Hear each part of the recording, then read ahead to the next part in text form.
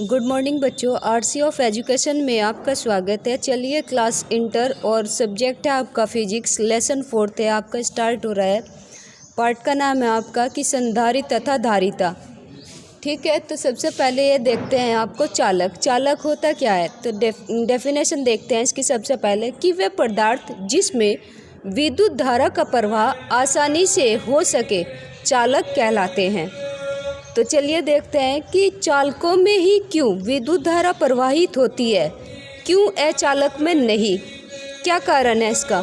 तो सीधा सा कारण है कि मुक्त इलेक्ट्रॉन, अब कहेंगे मुक्त इलेक्ट्रॉन क्या होंगे। सीधा सा कारण है कि मुक्त इलेक्ट्रॉन होते हैं इनमें। तो मुक्त इलेक्ट्रॉन क्या होंगे ये बताना है कि धातुओं में जो मुक्त इलेक्ट्रॉन के कारण ही विद्युत धारा का प्रवाह होता है, और चालकों में भी मुक्त इलेक्ट्रॉन के कारण ही विद्युत धारा का प्रवाह होता है। अब मुक्त इलेक्ट्रॉन क्या होता है, फ्री इलेक्ट्रॉन होते हैं जो एक दूसरे से स्वतंत्र होते हैं, जिनसे कोई मतलब नहीं होता, वही मुक्त इलेक्ट्रॉन होते हैं। तो कौन कौन से होते हैं मुक्त इलेक्ट्रॉन, जैसे लोहा, तांबा, एल्यूमिनियम, चांदी इत्यादि। सेकंड हैगा कि विद्युत रोधी अथवा प्रावैद्युत अथवा अचालक। उसने कहा है कि यानी अचालक को ही हम दो नाम से और जानते हैं, कौन कौन से, विद्युत रोधी और प्रावैद्युत। तो देखते हैं इसकी डेफिनेशन क्या है। ये बिल्कुल चालक के अपोजिट है कि वे पदार्थ जिनमें विद्युत धारा का प्रवाह नहीं हो पाता उन्हें विद्युत रोधी पदार्थ कहते हैं। तो क्या है इसका एग्जाम्पल, जैसे लकड़ी हो गया, रबड़, कांच आदि। नेक्स्ट है कि चालक की धारिता को प्रभावित करने वाले कारक कौन कौन से हैं। तो देखते हैं चालक की धारिता निम्नलिखित कारणों पर निर्भर करती है।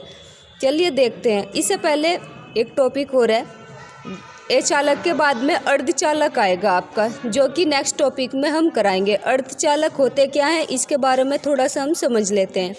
अर्धचालक क्या है कि जिसमें चालक और अचालक दोनों के गुण पाए जाते हों। तो कुछ कंडीशन ऐसी रहेगी जब विद्युत धारा का प्रवाह होगा, और कुछ कंडीशन ऐसी रहेगी जिसमें विद्युत धारा का प्रवाह नहीं होगा।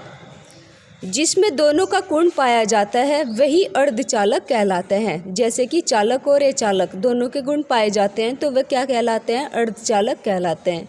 जैसे सिलिकॉन, जर्मेनियम, इनके विषय में आगे डिटेल में पढ़ेंगे नेक्स्ट चैप्टर में।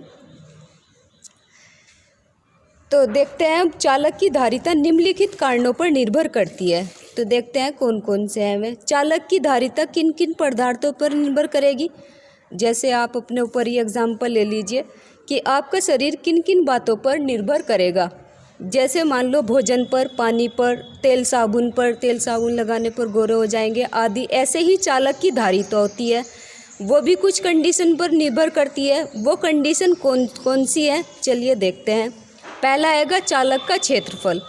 तो इसके बारे में बताएंगे कि चालक का क्षेत्रफल होता क्या है। चालक का क्षेत्रफल बढ़ाने पर आवेश का पृष्ठ घनत्व क्या होगा, sigma is equal to Q upon A. आपको पीछे पढ़ाया भी गया है। तो घनत्व कम हो जाएगा, इसलिए चालक के पृष्ठ पर विद्युत विभव भी कम हो जाएगा। फलस्वरूप चालक की धारिता बढ़ जाएगी। क्यों, आपके पास में सूत्र होता है चालक धारिता का कि C is equal to V upon Q upon V।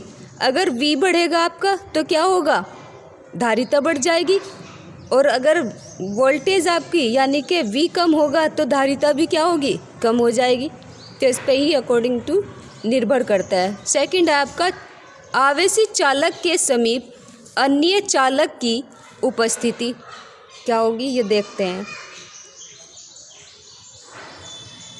किसी आवेशित चालक के समीप यदि कोई अन्य आवेश रहित चालक रखा जाता है तो आवेशित चालक का विभव कम हो जाता है, इसलिए चालक की धारिता बढ़ जाएगी।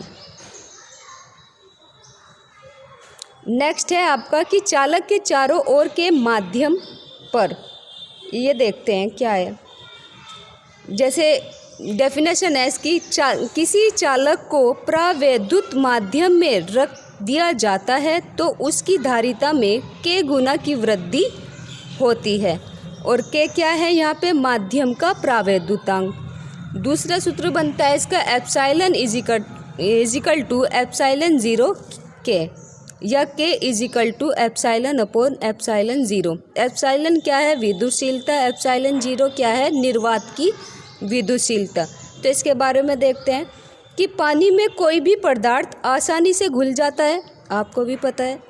इसका क्या कारण है? चलिए देखते हैं। पानी के पास ऐसी कौन सी क्वालिटी है जिसके कारण उसमें घुल जाते हैं, यानी उसमें क्या घुल जाते हैं? पदार्थ घुल जाते हैं। कोई भी पदार्थ की जो घोलने की क्षमता है वो जल में उच्च रहती है। उसका सीधा सा कारण है कि प्रावैद्युतांक, जल का जो प्रावैद्युतांक होता है वो कितना होता है? 80 होता है, जो कि अधिक है।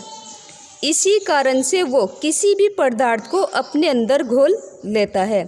अगर किसी चालक को प्रावैद्युतांक माध्यम में रखते हैं तो उसकी धारिता में k गुना की वृद्धि हो जाएगी। यही कहा है उसने कि किसी चालक को प्रावैद्युत माध्यम में रख दिया जाता है तो उसकी धारिता कितनी गुना हो जाएगी? k गुना हो जाती है। चलिए आज के लिए यहीं तक टॉपिक था, कल को नेक्स्ट टॉपिक कराएंगे।